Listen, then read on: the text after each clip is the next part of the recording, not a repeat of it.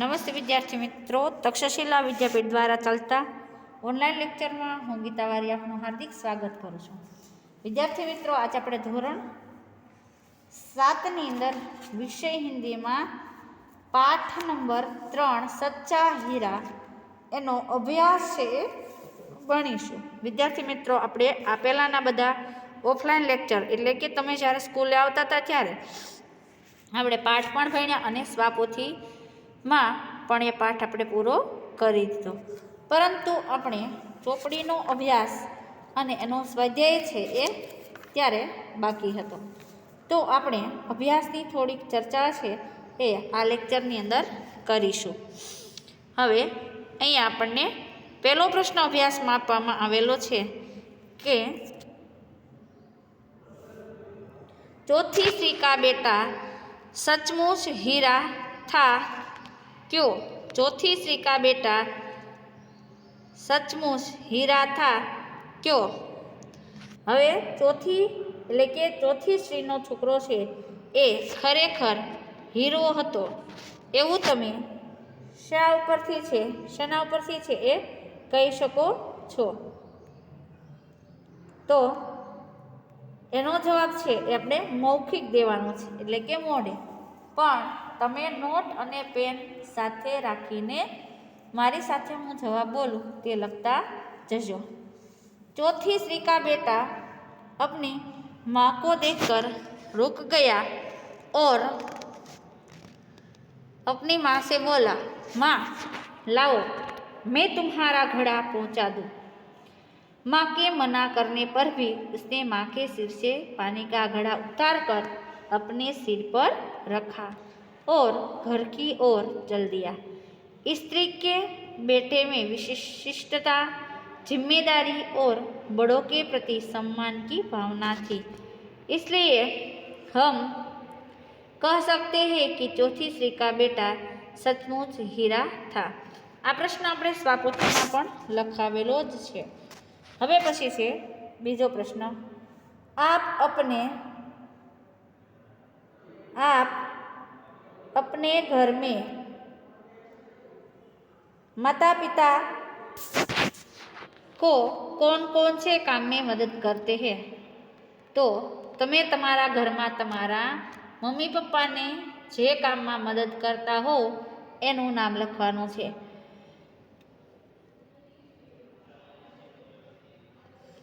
एनो जवाब है, मैं अपने घर में माताजी को रसोई घर में मदद करता हूँ.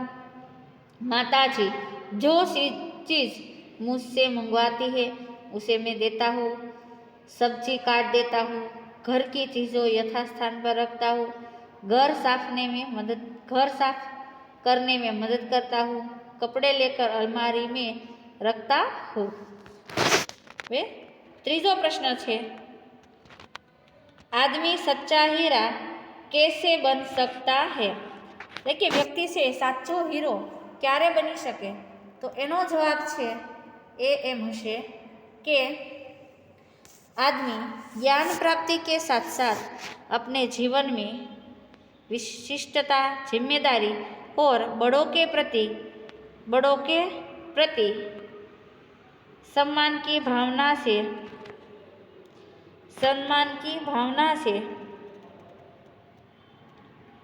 सच्चा हीरा बन सकता है. હવે प्रश्न नंबर 2 है, निम्नलिखित शब्दों के बाद में तुरंत आने वाले शब्दों का अर्थ शब्दकोश में से ढूंढिए. तो बपोती એટલે કે બાપી કી જાયદાદ એટલે કે આપણી જે આપણો વારસો હોય એ. વ્યથા એટલે કે એની પછી બીજો પ્રશ્ન એવો થાય એનો અર્થ એની જેવો બફારા બહુ પરથી બનાવ્યો તો દવા डालकर दिया जाने वाला नाश उसे दवा डालकर दिया जाने वाला नाश उसे क्या कहते हैं? तो कि बफारा कहते हैं. दूसरा प्रश्न है व्यथा. तो व्यथा तो पीड़ा અને દુઃખ. એની જેવો બીજો શબ્દ બનશે વ્યથિત. તો વ્યથિત શબ્દનો અર્થ થાય દુઃખી. એની પછી ત્રીજો નિયતિ. તો ભાગ્ય, નસીબ. અને બીજો અર્થ થાય નિયમ. બીજો શબ્દ બને નિયમ, તો એનો અર્થ થાય નિયમ જ. ચોથો છે પ્રતિભા, તો થાય શોધ. અસાધારણ બુદ્ધિ શક્તિ, પ્રતિભા એટલે કે અસાધારણ બુદ્ધિ શક્તિ. બીજો એની જેવો શબ્દ બને પ્રભુતિ, તો એનો અર્થ થાય પ્રતિભુ એટલે કે જામીન. પાંચમો અર્થ છે શૌર્ય, તો એનો અર્થ થાય શૂરવીરતા. હવે શોહર, તો સ્વામી અથવા તો માલિક. છઠ્ઠો શબ્દ છે રુચિ, તો ઈચ્છા ભાવ. એની જેવો બીજો અર્થ થાય રુચિકર, તો સુંદર પ્રિય. પછી છે બાંટના, તો બટવારા કરના. બાટા તો હિસ્સા. એની પછી છે ક્ષમા, તો ક્ષમા તો માફી, અને ક્ષમી તો ક્ષમાવાન. એની પછી નવમો છે ઉદ્યાન, તો ઉદ્યાન એટલે બાગ. ઉદ્યાપન તો પૂર્ણાહુતિ કા જશ્ન. અમન તો સુખ ચેન, સુખ શાંતિ, અને અમર તો દેવ. આવી રીતે એના અર્થ છે એ બને છે. હવે પ્રશ્ન નંબર 3 છે,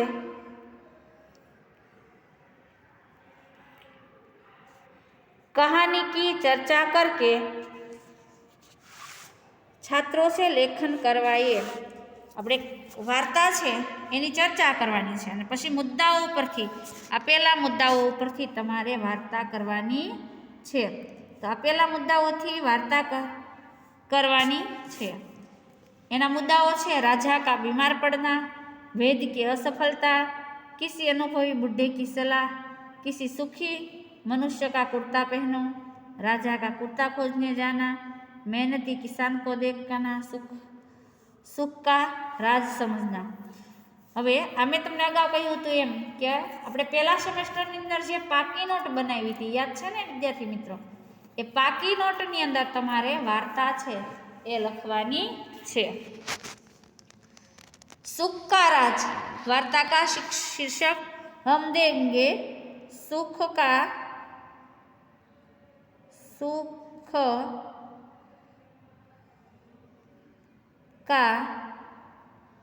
राज, એટલે કે સુખનું રહસ્ય. अब हम कहानी को शुरू करते हैं. एक राजा था, एक दिन वह बीमार हो गया. राजा की बीमारी के इलाज के लिए कई वैद बुलाए गए. कई वैद्यों की दवा से भी राजा की बीमारी दूर न हुई और राजा रात दिन चिंतित रहने लगा. एक वक्त एक राजा હતો અને તે એકવાર બીમાર પડ્યો. રાજાની બીમારીના ઉપચાર માટે ઘણા બધા વૈદ્યોને બોલાવવામાં આવ્યા, પરંતુ કેટલાય વૈદ્યોની દવા થઈ છતાં પણ રાજાની બીમારી છે એ દૂર ન થઈ. રાજા રાત અને દિવસ ચિંતિત રહેવા લાગ્યા. राजा के हालचाल जानने कई लोग आते जाते थे. एक दिन राजा के यहाँ एक बुढ़ा आदमी आया. હવે રાજાના ખબર અંતર પૂછવા, ભાઈ એ તો રાજા છે, એના ખબર અંતર પૂછવા તો બધા જ ઘણા બધા માણસો આવે જ ને. એમાં એક વૃદ્ધ માણસ આવ્યો. उसने राजा से बातचीत की, એને રાજા સાથે વાતચીત કરી. वह समझ गया कि राजा को कोई बीमारी नहीं है, लेकिन बिना परिश्रम वे बीमार पड़ गए हैं.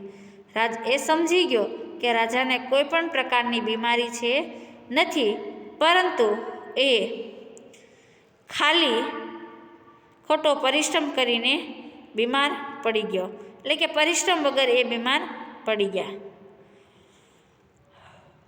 उसने राजा से विनती की कि आप किसी सुखी मनुष्य का कुर्ता पहनोगे तो आपकी बीमारी जरूर चली जाएगी. રાજાને શું કહ્યું કે તમે કોઈ સુખી માણસનું કુર્તું એટલે કે એના કપડાં પહેરશો તો તમારી બીમારી છે એ दूर जशे. राजा बुढ़े अनुभवी की बात मानकर किसी सुखी आदमी का कुर्ता खोजने निकला. राजा છે એ આ વૃદ્ધ વ્યક્તિની વાત સાંભળીને, એ અનુભવી માણસની વાત સાંભળીને કુર્તું છે એ શોધવા નીકળ્યો.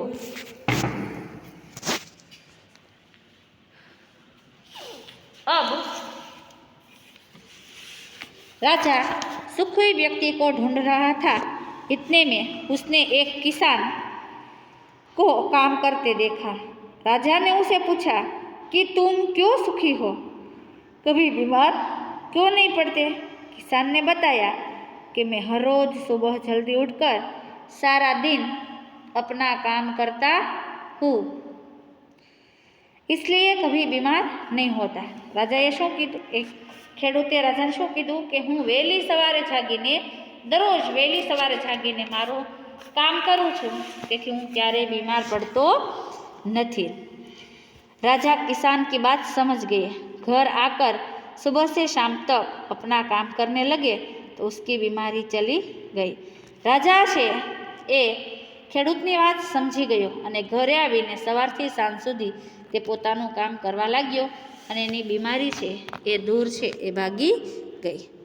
प्रश्न नंबर 4 છે निम्नलिखित अपूर्ण कहानी को अपने शब्दों में मौखिक एवं लिखित रूप से पूर्ण कीजिए।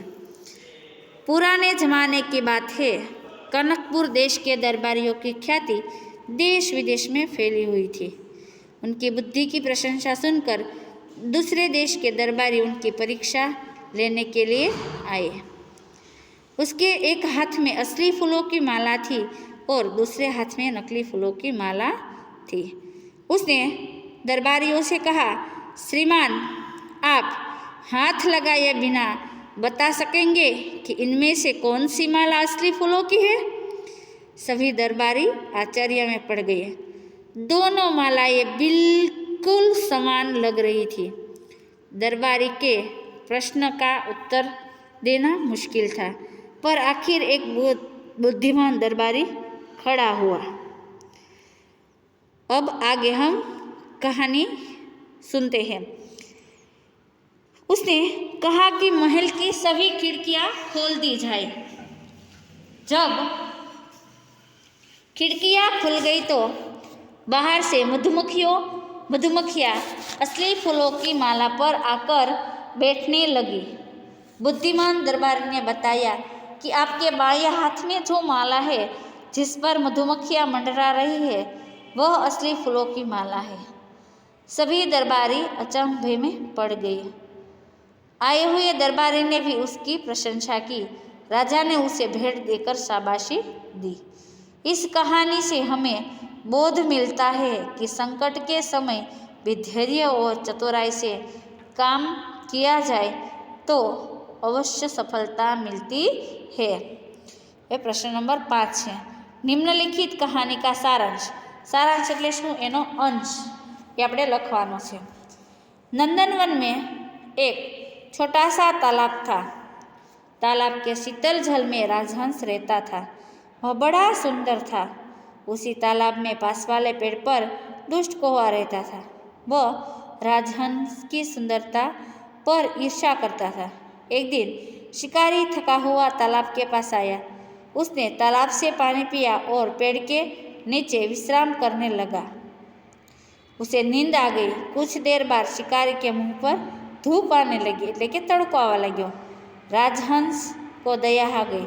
राजहंस ने वृक्ष पर बैठकर अपने पंख फैला दिए, जिससे शिकारी के मुंह पर छाया आ गई। कोये ने हंस की भलाई और शिकारी की सुखद नींद देखी नहीं गई। उसने शिकारी को परेशान करने का सोचा ताकि शिकारी हंस को मार डाले। कौवा उड़ता हुआ शिकारी के पास गया और इसके सिर पर चोंच मारी और उड़कर दूर जा बैठा। शिकारी तुरंत जाग गया और क्रुद्ध हो गया। उसने पेड़ पर देखा तो राजहंस पंख फैलाए बैठा था। शिकारी ने सोचा, यह कार्य इसी राजहंस का है। उसने राजहंस को मारने के लिए बाण चलाया, लेकिन राजहंस उसकी आवाज़ सुनकर उड़ गए। उसका सारांश है, दुष्ट के शरारती स्वभाव के कारण सज्जनों को सहन करना पड़ता है। दुष्ट के शरारती स्वभाव के कारण सज्जनों को सहन करना पड़ता है। हमें भी बिना सोचे समझे किसी को दोषी नहीं मानना चाहिए। हमें भी बिना सोचे समझे दोषी को समझे किसी को दोषी मानना नहीं चाहिए। વિદ્યાર્થી મિત્રો, આજનો લેક્ચર અહીંયા પૂરો થાય છે. સ્વાધ્યાયના પ્રશ્નો છે એ આપણે હવે પછીના લેક્ચરની અંદર છે એ મૂકીશું. તમારે પ્રશ્ન નંબર 1 અને પ્રશ્ન નંબર 2 છે એ બંને પ્રશ્નો હોમવર્કની અંદર કરવાના છે અને નોટમાં લખવાનું. અને કાલે મેં કહ્યું હતું, આજે ફરી વાર કહું કે 2 નોટ બનાવવાની છે. 7 દિવસનું લેશન એક નોટમાં, એ નોટ જમા કરાવી જવાની અને બીજા દિવસથી વિડીયો લેક્ચર આવે એટલે બીજા દિવસનું લેશન બીજી નોટમાં કરવાનું. આમ 2 બુક છે એ હોમવર્કની બનાવવાની રહેશે. સ્વાપોથી પણ પૂરતા જજો. ન આવડે તો એની અંદર પ્રશ્નો પૂછવાની તમને છૂટ છે.